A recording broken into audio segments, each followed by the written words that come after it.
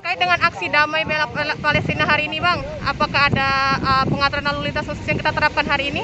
Baik, jadi untuk kami lalu lintas bagian daripada kegiatan pengamanan aksi masyarakat pagi hari ini, kami melakukan pengaturan, kemudian beberapa pengajaran kita rekayasa sehingga masyarakat bisa melaksanakan perjalanan. Kami himbau untuk bisa menghindari dari ruas Jalan Rifai, kemudian Jalan Pom 9, karena kegiatan masyarakat yang akan dilakukan di sekitar gedung DPRD itu untuk keamanan bersama, kenyamanan bersama, kami menghimbau untuk dapat menghindari ruas jalan itu.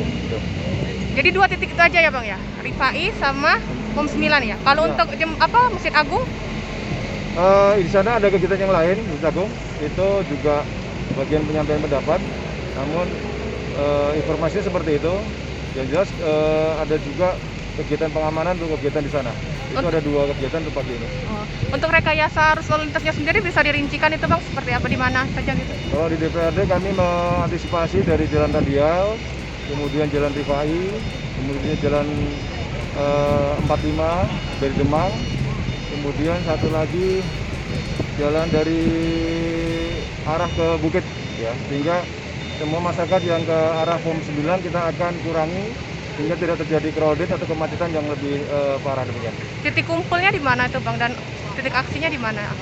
Kalau itu kami kurang 86 ya. Jadi yang jelas kami membackup sesuai dengan perintah dari Bapak Kapolres sebagai pengendali. Ya. Jangan lupa subscribe, share, komen, dan like ya.